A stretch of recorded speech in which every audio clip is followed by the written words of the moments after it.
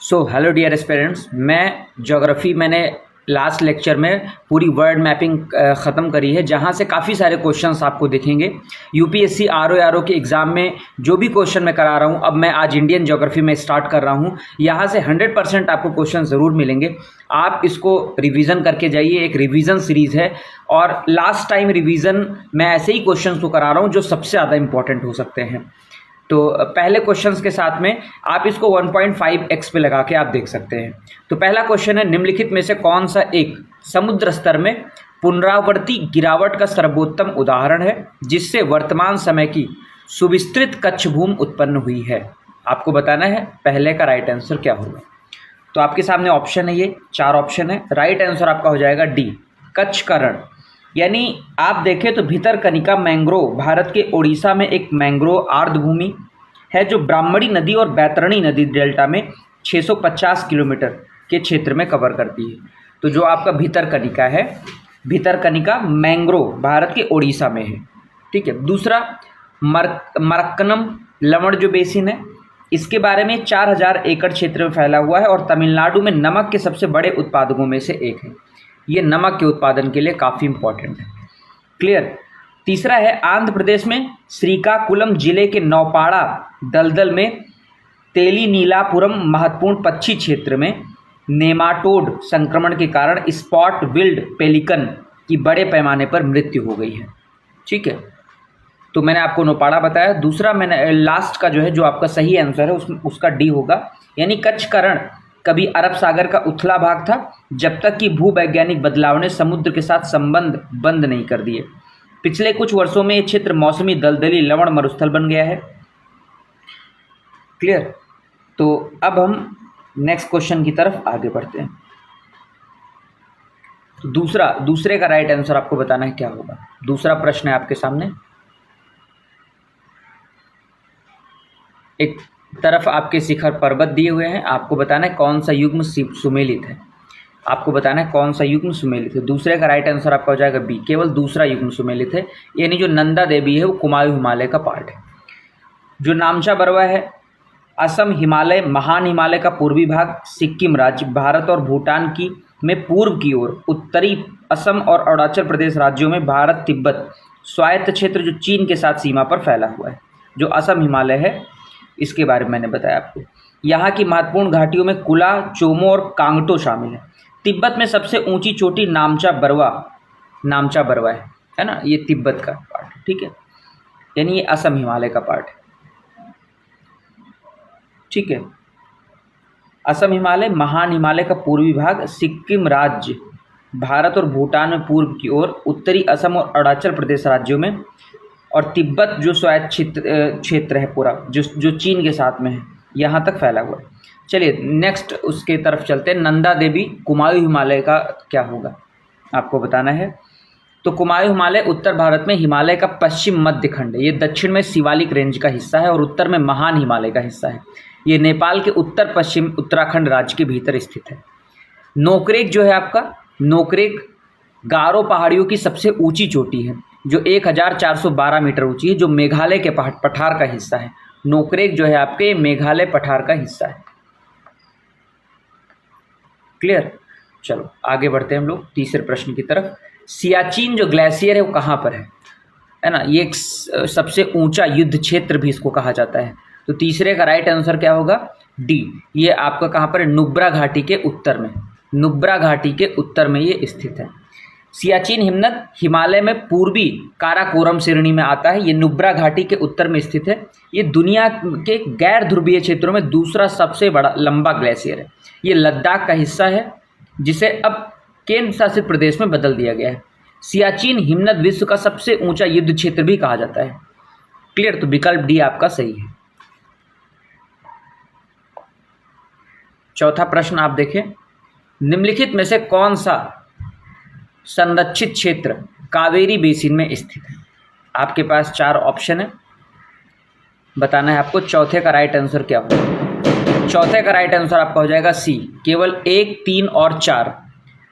Kaveri basin में जो है वो नागरहोल और उसके बाद में सत्यमंगलम और वायनाड, ये वन्य अभ्यारण्य है। ठीक है, तो चौथे का जो राइट आंसर होगा आपका क्या हो जाएगा, सी हो जाएगा। अब अगर बात करें पापीकोंडा, पापीकोंडा जो राष्ट्रीय उद्यान है वो आंध्र प्रदेश के पूर्वी गोदावरी और पश्चिमी गोदावरी जिलों और तेलंगाना के खम्म जिले में स्थित है। पार्क गोदावरी नदी बेसिन में स्थित है। नेक्स्ट क्वेश्चन है, निम्नलिखित कथनों पर आपको विचार करना। 2017 में आया हुआ प्रश्न है ये। भारत में हिमालय केवल 5 राज्यों में विस्तृत है, पश्चिमी घाट केवल 5 राज्यों में है, पुलकित झील केवल 2 राज्यों में है। बताना है कौन सा सही है। तो 5वें का राइट आंसर आपका हो जाएगा बी, केवल 3, केवल आपका तीसरा सही है। यानी पुलकित जो झील है वो 2 राज्यों में स्थित है। पहला दूसरा क्यों नहीं सही, इसके बारे में बात करेंगे। तो भारतीय हिमालय क्षेत्र 12 भारतीय राज्यों यानी जम्मू कश्मीर, उत्तराखंड, हिमाचल प्रदेश, अरुणाचल प्रदेश, मध्य प्रदेश, अरुणाचल प्रदेश, मणिपुर, मेघालय, मिजोरम, नागालैंड, सिक्किम, त्रिपुरा, असम, ठीक है, के 2 जिले अर्थात पश्चिम बंगाल में दीमा हसाओ और कार्बी आंगलोंग में विस्तृत है। ये करीब 2500 किलोमीटर की लंबाई और 250 से 300 किलोमीटर की चौड़ाई में विस्तृत है। शिवालिकों की कुछ विस्तार पंजाब और हरियाणा में भी मौजूद है। समझ में आ रही बात। दूसरा क्यों नहीं सही है, क्योंकि पश्चिमी घाट जो है और पूर्वी घाट क्रमशः दक्कन के पठार के पश्चिमी और पूर्वी किनारों में चिन्हित करते हैं। पश्चिमी घाट पश्चिम तट के समांतर स्थित हैं, वह निरंतर और केवल घाटियों के माध्यम से पार किए जाते हैं। पश्चिमी घाट देखा जाए तो केरल, तमिलनाडु, कर्नाटक, गोवा, महाराष्ट्र और गुजरात यानी 6 राज्यों में है। 5 राज्यों में नहीं, 6 राज्यों में है। केरल से लेके और आपका गुजरात से लेके आपका केरल तक है, यानी तमिलनाडु तक। केरल, तमिलनाडु, कर्नाटक, गोवा, महाराष्ट्र और गुजरात, गुजरात से लेके तमिलनाडु तक आपका जो है फैला हुआ है ये वेस्टर्न घाट, पश्चिमी घाट जिसको कहते हैं। नेक्स्ट क्वेश्चन है, निम्नलिखित में से कौन भौगोलिक दृष्टि से ग्रेट निकोबार के सबसे निकट है। ग्रेट निकोबार के सबसे निकट है। तो आपका राइट आंसर क्या हो जाएगा, 6 का आपको बताना है। 6 का राइट आंसर आपका हो जाएगा ए, सुमात्रा। अंडमान और निकोबार द्वीप समूह बंगाल की खाड़ी में सबसे बड़ी द्वीप समूह प्रणाली। इसमें लगभग 306 द्वीप और 206 चट्टानें और पृथ्वी की सतह से ऊपर निकले चट्टानी अंश शामिल हैं। क्लियर। तो आपका ए सही है, क्योंकि दक्षिण में ग्रेट निकोबार का निकटतम जो भूभाग है सुमात्रा, जो लगभग 145 किलोमीटर की दूरी पर स्थित है। नेक्स्ट क्वेश्चन हम देखें, 7वें का राइट आंसर क्या होगा आपको बताना है। पारिस्थितिकी दृष्टिकोण से पूर्वी घाट और पश्चिमी घाट के बीच एक अच्छी संपर्क के संदर्भ निम्नलिखित में से कौन सा महत्व रखता है। 7वें का राइट आंसर आपको बताना है क्या सही होगा। 7वें का राइट आंसर आपका हो जाएगा A, Sathyamangalam tiger reserve. Sathyamangalam tiger reserve.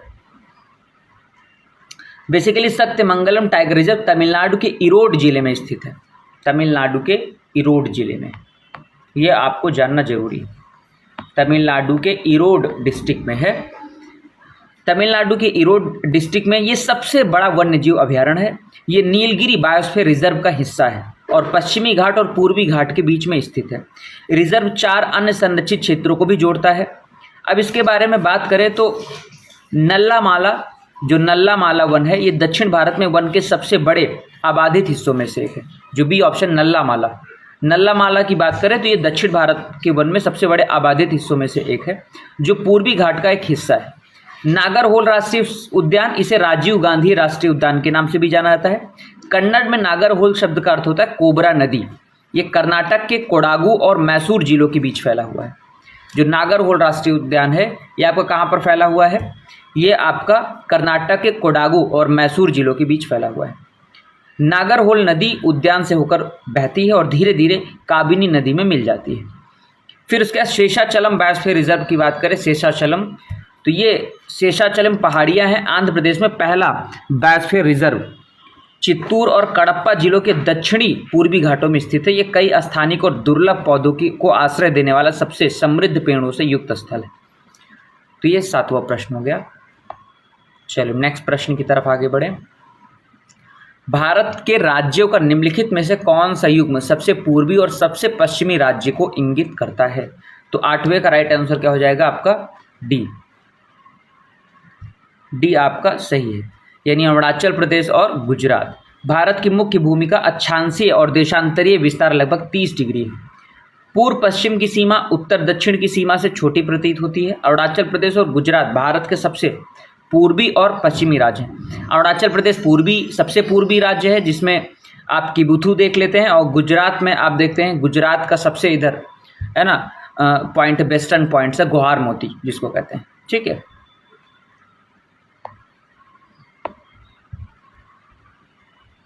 चलिए आगे चलते हैं हम लोग 9वें प्रश्न की तरफ आगे बढ़े। आपको बताना है कि इसका राइट आंसर क्या होगा। 9 का राइट आंसर क्या हो जाएगा आपका? सी।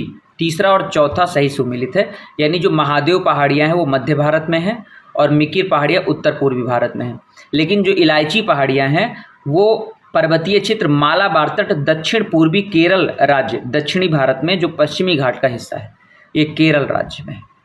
ठीक है, तो ये ध्यान रखने वाली बात है। फिर उसके बाद में दूसरा कैमूर जो पहाड़ियाँ हैं वो बेसिकली विंध्य रेंज का पूर्वी भाग मध्य प्रदेश के जबलपुर जिले में कटंगी के पास से शुरू होता है। कैमूर पहाड़ियाँ कहाँ पर हैं?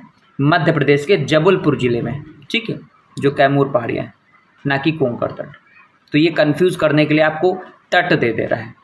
ठीक है, चलिए आगे चलते हम लोग। नर्मदा नदी पश्चिम की ओर बहती है, जबकि अधिकांश अन्य बड़ी प्रायद्वीपीय बड़ी नदियाँ पूर्व की ओर बहती हैं। क्यों? ये काफ़ी इंपॉर्टेंट हो जाता है। नर्मदा नदी पश्चिम की ओर बहती है, जबकि अधिकांश अन्य बड़ी नदियाँ जो प्रायद्वीपीय बड़ी नदियाँ हैं वो पूर्व की ओर बहती हैं। ऐसा रीज़न क्या है? तो पूर्व की ओर ढलान है, पहली चीज़ तो ढलान है ना। तो आपको बताना है 10 का राइट आंसर क्या हो जाएगा। केवल एक, ये एक रेखीय रिफ्ट घाटी में स्थित है। आपको सही बताना है। ये 10 का राइट आंसर क्या हो जाएगा? एक, केवल एक। यानी बात करें तो नर्मदा मध्य प्रदेश में अमरकंटक पहाड़ियों से निकलती है।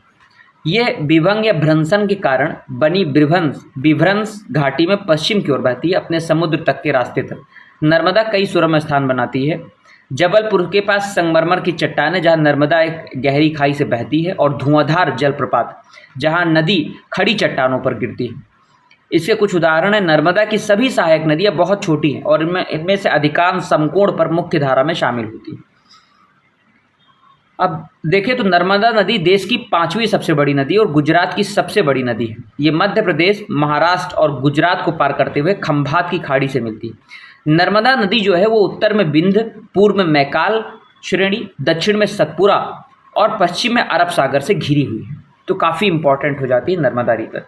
ये प्रायद्वीपीय भारत के पश्चिम में बहने वाली सबसे बड़ी नदी है। चलिए आगे चलते हैं।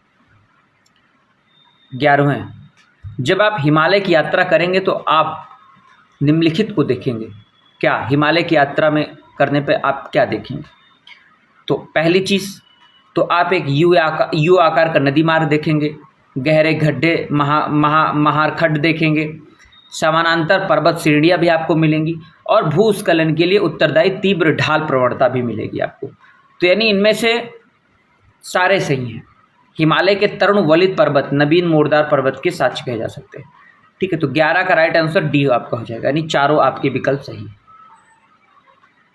क्लियर, चारों विकल्प आपका सही है। अब हिमालय उत्तर पश्चिम से दक्षिण पूर्व दिशा के तीक्ष्णता के रूप में जाना जाता है। यहाँ तक फैली कुछ समांतर पर्वत श्रृंखलाओं की एक श्रृंखला, इन श्रेणियों की अनुदैर्ध्य घाटियों द्वारा अलग किया जाता है। इसमें ट्रांस हिमालय, ग्रेटर हिमालय या हिमाद्री, लघु हिमालय या हिमांचल, शिवालिक या बाहरी हिमालय, पूर्वांचल की पूर्वी पहाड़ियाँ जो है शामिल। चलिए आगे चलते हैं हम लोग प्रश्न 12 की तरफ। तिब्बत में उत्पत्ति पाने वाली ब्रह्मपुत्र, इरावदी और मैकोंग नदियां अपने ऊपरी पाटों में संकीर्ण और समांतर पर्वत श्रेणियों से होकर प्रभावित होती हैं। इन नदियों में ब्रह्मपुत्र भारत में प्रविष्ट होने से ठीक पहले अपने प्रवाह में एक यू टर्न लेती है। यह यू टर्न क्यों बनता है आपको बताना है। 12वें का राइट आंसर क्या होगा? तो इसका राइट आंसर आपका हो जाएगा बी, भूवैज्ञानिकीय तरुण हिमालय के अक्ष संघीय नमन के कारण। अब इसके बारे में थोड़ा सा देखें तो ब्रह्मपुत्र नामचा बरवा के पास भारत में प्रभावित होने वाले एक अपने पाठ्यक्रम में यू मोड़ लेता है, और ये भूगर्भीय रूप से युवा हिमालय के सिंटैक्सियल बेंड के कारण है, एक झुकाव के कारण है। ठीक है, कुछ और इम्पोर्टेंट बात करें तो हिमालय पर्वत को धीरे धीरे झुकी हुई पर्वतमाला अपने पश्चिम और पूर्वी छोरों पर दक्षिण की ओर तीव्र रूप से झुकी हुई है, जो घुटने की ओर झुकी हुई हैं। इन्हें सिंटैक्सियल बेंड कहा जाता है। दूसरे दोनों सिरों पर बड़े बड़े पहाड़ एक निर्णायक बिंदु के चारों ओर झुकते हुए प्रतीत होते हैं। पश्चिमी बिंदु पामीर के दक्षिण में स्थित आप देख सकते हैं एक जो है प्लेट्यू है। ठीक है, जहाँ काराकोरम हिंदू कुछ से मिलता है। ठीक है, तो ये आपका 12 नंबर का क्वेश्चन हो गया। तो ये 12 क्वेश्चन है जिसमें मैंने और भी इम्पॉर्टेंट क्वेश्चन आपको मैंने कराए हैं, तो काफ़ी ये इम्पॉर्टेंट हो जाता है। आप इसको शेयर करते रहिए ताकि मैं और अच्छे वीडियोस आपके लिए लेके आता रहूँ। अब नेक्स्ट आपका प्रश्न है, अभी नदियों से प्रश्न आ गया। देखिए आप, drainage system of India, drainage system हम लोग पढ़ेंगे।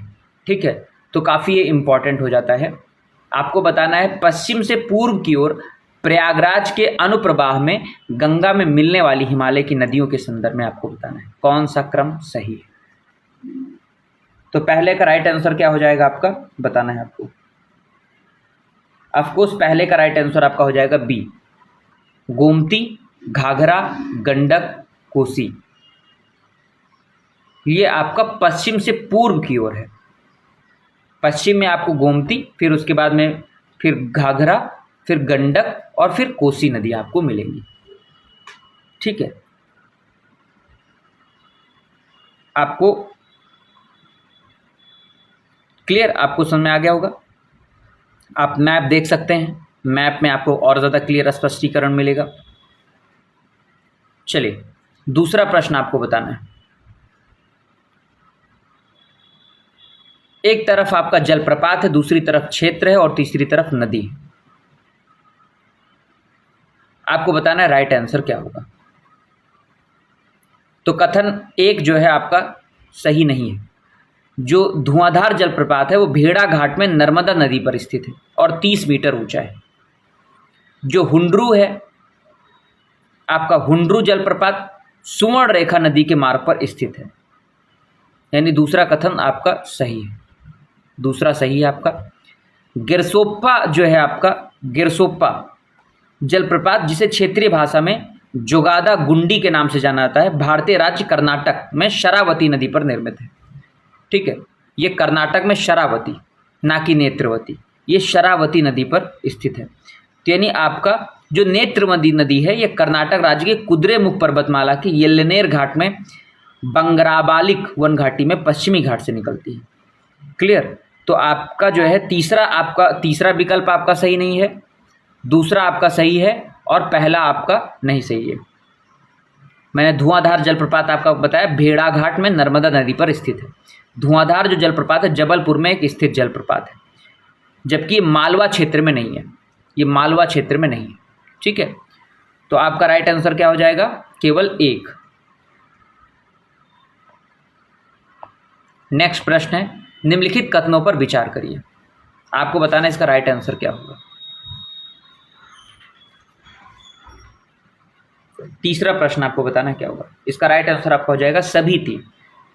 झेलम नदी बुलर झील से होकर निकलती है, कृष्णा नदी सीधे कोल्लेरू झील का भरण करती है, गंडक नदी के विसर्पण से कांवर झील निर्मित हुई है। तो ये तीनों आपके सही, तीनों कथन आपके सही, सभी तीन। क्लियर, तीनों युग्म आपके सही हैं। चलिए आगे चलते हैं हम लोग। निम्नलिखित युग्मों पर विचार करिए। एक तरफ जलाशय, दूसरी तरफ राज्य। चौथे का राइट आंसर क्या होगा। केवल 3 युग्म सही हैं। कौन कौन सा। विकल्प आपका सी सही है, क्योंकि जो गांडीकोटा घाटी है ये आंध्र प्रदेश में पेन्नार नदी पर है। ठीक है, विकल्प आपका सी सही है। मैंने क्या बताया, जो गांडीकोटा घाटी है आंध्र प्रदेश में पेन्नार नदी पर स्थित है। ठीक है, ये पहाड़ियों में एरामाला श्रेणी के बीच स्थित है। क्लियर। तो यानी यहाँ पर जो है केवल 3 युग्म आपका सही सुमेलित है। घाट प्रभा, गांधी सागर, इंदिरा सागर, मैथुन।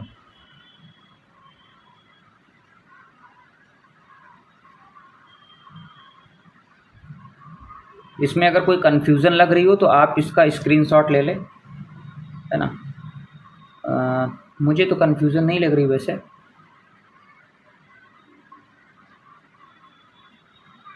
अच्छा, पूछ रहा है कि कौन सा सही सुमेलित नहीं है। हाँ, यहाँ पे ध्यान देना है, तो कौन सा सही सुमेलित नहीं है।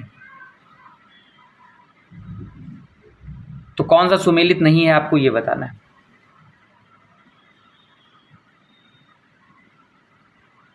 ठीक है,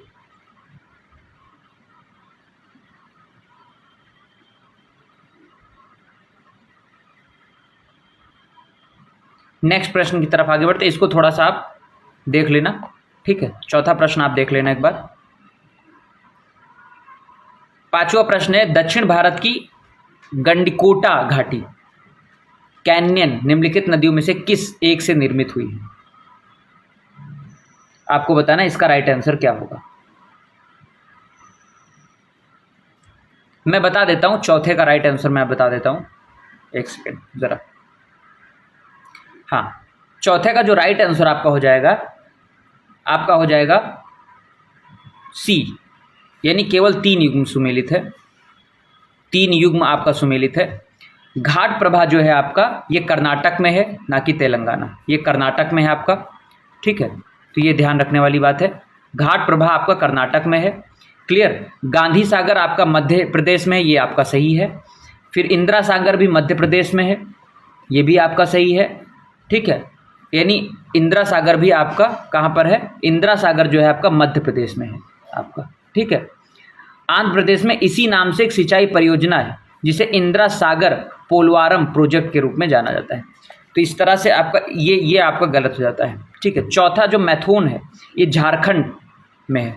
ठीक है, झारखंड में। यहाँ पूछा कौन सा सही नहीं है, कौन सा सही नहीं है, तो इसमें से केवल 3 युग्म आपके सही नहीं, एक सही है। क्लियर। चलो आगे चलते हैं हम लोग पांचवें प्रश्न की तरफ। दक्षिण भारत की गंडकोटा घाटी निम्नलिखित नदियों में से किस एक से निर्मित हुई है। तो इसका राइट आंसर क्या हो जाएगा आपका, सी हो जाएगा, पेन्नार। ठीक है, ये आंध्र प्रदेश में पेन्नार नदी पर स्थित है और इसे भारत के ग्रैंड कैनियन के रूप में जाना जाता है। ये पहाड़ियों की एर्रामाला श्रेणी के बीच है। ठीक है, अब नेक्स्ट प्रश्न देखें। तो निम्नलिखित नदियों पर आपको विचार करना है, आपको बताना है इसका राइट आंसर क्या होगा। आपको बताना है इसका राइट आंसर क्या होगा। तो इसका राइट आंसर आपका हो जाएगा बी, केवल 2 और 4। यानी कौन सी नदियां पूर्व घाटी से निकलती हैं, तो सुवर्णरेखा और वंशधारा। ठीक है, अब यहां पर बात करें तो ब्राह्मणी जो नदी है वो झारखंड के रांची जिले पूर्वी घाट से नहीं, इसमें से नगरी गांव के पास लगभग 600 मीटर की ऊंचाई पर निकलती है और इसकी कुल लंबाई 799 किलोमीटर है। क्लियर। सुवर्णरेखा जो नदी है, सुवर्णरेखा नदी झारखंड के रांची जिले में नगरी गांव के पास 600 मीटर की ऊंचाई पर निकलती है। ये बंगाल की खाड़ी में गिरने से पहले 395 किलोमीटर की लंबाई तक बहती है। क्लियर। तो अगर देखा जाए दाईं ओर से मिलने वाली कुछ प्रमुख नदियां इसकी हैं, तो नदी जो है कांची, करकई और खरकई, ये 3 नदियां।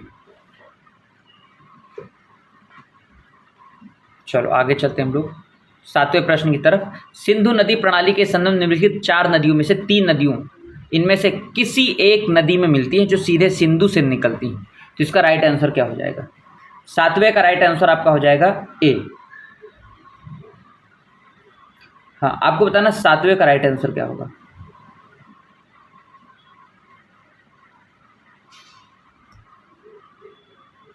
सॉरी, इसका राइट आंसर डी होगा आपका, है ना। राइट आंसर क्या हो जाएगा आपका, डी हो जाएगा। 7वें का राइट आंसर आपका डी हो जाएगा, सतलुज होगा। सिंधु नदी प्रणाली दुनिया की सबसे बड़ी नदी घाटियों में से एक है। सिंधु, जिसे सिंधु के नाम से जाना जाता है, भारत में हिमालयों की नदियों में से सबसे पश्चिमी ये कैलाश पर्वत श्रृंखला में तिब्बती क्षेत्र में बोखरचू के पास एक ग्लेशियर से निकलती है। ठीक है, जो सिंधु नदी है आप देखें तो कहाँ से निकलती है, ये आपके बोखरचू ग्लेशियर, कैलाश पर्वत श्रृंखला में तिब्बती क्षेत्र में बोखरचू के पास एक ग्लेशियर से निकलती है। सतलुज जो नदी उन 5 नदियों में से सबसे व्यापक, जो उत्तर भारत और पाकिस्तान में पंजाब राज्य के प्रसिद्ध चौराहे क्षेत्र से होकर गुजरती है। नदी विंध्य पर्वत श्रृंखला के उत्तर में, हिमालय पर्वत श्रृंखला के हिंदुकुश डिवीजन के दक्षिण में और पाकिस्तान में मध्य सुलेमान श्रृंखला के में स्थित है। चेनाब, झेलम और रावी सतलुज में गिरते हैं, जो सीधे जाके सिंधु में मिल जाती है।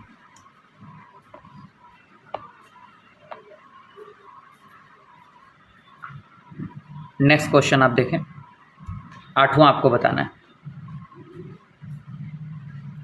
8वें का राइट आंसर आपका हो जाएगा ए, केवल 1 और 2 सही है आपका।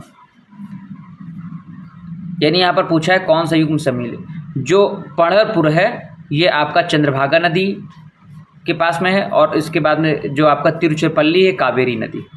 बाकी जो हम्पी है, हम्पी स्थल में मुख्य रूप से अंतिम महान हिंदू राज्य विजयनगर साम्राज्य, जो कि 14वीं से 16वीं शताब्दी की हिसाब के टाइम पीरियड का था, ये भारत में यूनेस्को का धरोहर स्थल है। हम्पी के शानदार विन्यास में तुंगभद्रा नदी, उबड़ खाबड़ पहाड़ी श्रृंखला और व्यापक भौतिक अवशेषों के साथ खुले मैदान। हम्पी बेसिकली तुंगभद्रा नदी के तट पर स्थित है। कहाँ पर है ये? तुंगभद्रा नदी, ना कि मालप्रभा। ये क्वेश्चन हिस्ट्री में भी पूछ लिया जाता है। ठीक है, तुंगभद्रा, बाकी सही है आपका। नेक्स्ट प्रश्न है आपका, एक तरफ हिमनद है, दूसरी तरफ नदी है, तो 8वें का राइट आंसर क्या होगा? ऑफकोर्स इसका राइट आंसर 1, 2 और 4 होगा।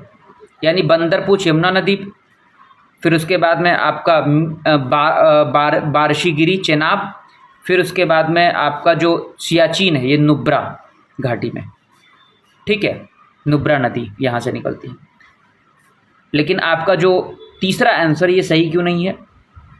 क्योंकि मिलाम कुमाऊं हिमालय में स्थित है, जो त्रिशूली के पूर्वी ढलानों से निकलती है। गोरी गंगा नदी का उद्गम स्थान यही है। मंदाकिनी नदी अलकनंदा नदी की एक सहायक नदी है। 5वां क्यों सुमेलित नहीं? जेमू हिमनद सिक्किम में स्थित पूर्वी हिमालय का सबसे बड़ा हिमनद है। ठीक है, कहाँ पर है? सिक्किम में स्थित। ये कंचनजंगा के आधार पर स्थित और तीस्ता नदी के स्रोतों में से एक है, जो ब्रह्मपुत्र नदी में मिलती है। क्लियर? तो 9 का राइट आंसर ये आपका है। 10 का राइट आंसर आपको बताना है क्या होगा?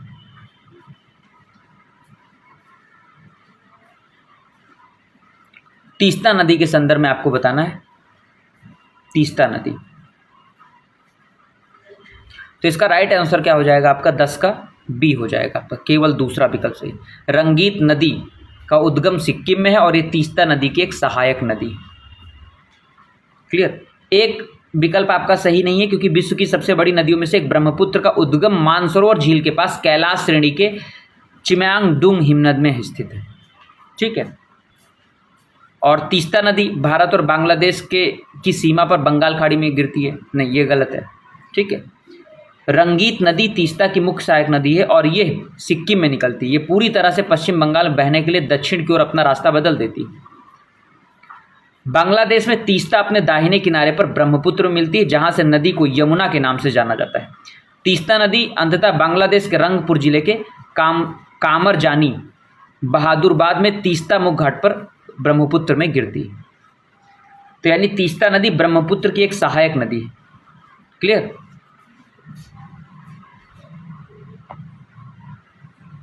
नेक्स्ट प्रश्न आपको बताना है क्या होगा। इसका राइट आंसर क्या होगा? इसका राइट आंसर आपका हो जाएगा डी, केवल 1, 2 और 3। ब्रह्मपुत्र की सहायक नदियों में से दिबांग भी है, कामेंग भी है और लोहित भी है, तीनों। क्लियर? नेक्स्ट आपको बताना है कौन सा सही है। निम्नलिखित नदियों पर विचार करिए, उपरोक्त में से गोदावरी नदी की सहायक नदियां कौन सी हैं? गोदावरी की आपको बताना है। तो गोदावरी की सहायक नदियां कौन सी हैं?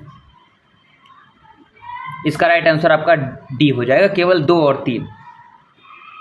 इंद्रावती और प्राणहिता जो है ये गोदावरी नदी की सहायक नदियां, इंद्रावती और प्राणहिता। क्लियर? चलो आगे हम लोग चलें। एकीकृत जल ग्रहण विकास कार्यक्रम को लागू करने के क्या क्या लाभ हैं? तो इसका राइट आंसर क्या हो जाएगा आपका? सी हो जाएगा। 1, 3 और 4 मृदा अपवाह की रोकथाम, वर्षा जल संचयन और भूजल तालिका का पुनर्भरण और प्राकृतिक वनस्पति का पुनर्जनन। ठीक है, दूसरा गलत है ना, नदियों से जोड़ना ये ऐसा कुछ नहीं है, दूसरा आपका गलत है। अब देखिए तो एकीकृत जल ग्रहण विकास कार्यक्रम के लाभ मैंने बताया कि मृदा अपरदन की रोकथाम, ठीक है, वर्षा के पानी का संग्रहण, भूजल तालिका का पुनर्भरण, प्राकृतिक वनस्पति का पुनर्जनन, ये सब कुछ इंपॉर्टेंट चीजें हैं।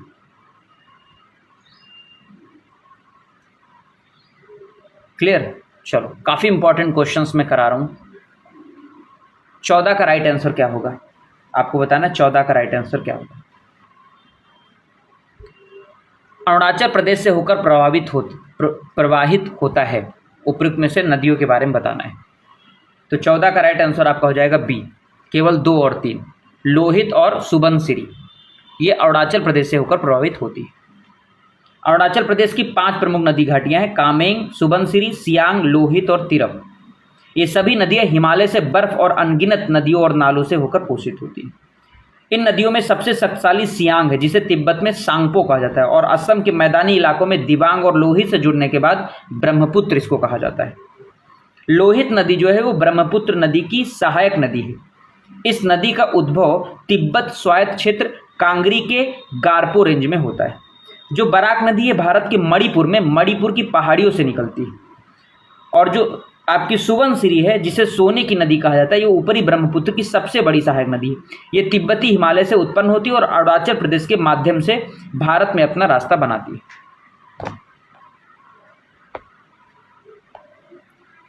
15 का आपको राइट आंसर बताना है। 2 महत्वपूर्ण नदियां जिनमें से एक का स्रोत झारखंड में है और जो उड़ीसा में दूसरे नाम जाने, तथा दूसरी जिसका स्रोत उड़ीसा में है। आपको बताना है कि समुद्र प्रवाह करने से पूर्व एक ऐसे स्थान पर संगम करती है जो बंगाल की खाड़ी से कुछ ही दूर पर है। ये वन्यजीव तथा जैव विविधता का प्रमुख स्थल और सुरक्षित क्षेत्र है। वो कौन सा स्थल, इसके बारे में बताना है। तो 15 का राइट आंसर क्या हो जाएगा? ऑफकोर्स इसका राइट आंसर आपका हो जाएगा ए, भितरकनिका के बारे में बात करें तो प्रकृति की प्रचुरता एक भंडार भितरकनिका समृद्ध और अद्वितीय जैव विविधता को बताता है। उड़ीसा का ये अनूठा पारिस्थितिकी तंत्र बैतरणी, ब्राह्मणी, धमारा नदियों से घिरा हुआ है। भितरकनिका राष्ट्रीय उद्यान केंद्रपाड़ा जिले में स्थित है, जो राज्य की राजधानी भुवनेश्वर से लगभग 162 किलोमीटर दूर है। तो ये आपका हो गया नदियों से जुड़ा प्रश्न। तो मैंने इंडियन ज्योग्राफी में 2 टॉपिक कवर कर लिए हैं। नेक्स्ट टॉपिक हम लोग इंडियन क्लाइमेट, है ना, काफ़ी इंपॉर्टेंट है। इंडियन क्लाइमेट हम लोग करेंगे, फिर उसका सॉइल करेंगे। तो ऐसे ऐसे काफ़ी इंपॉर्टेंट जो क्वेश्चन है वो हम कवर करेंगे। इसको शेयर करिए, सब्सक्राइब करिए। Thank you, have a good day.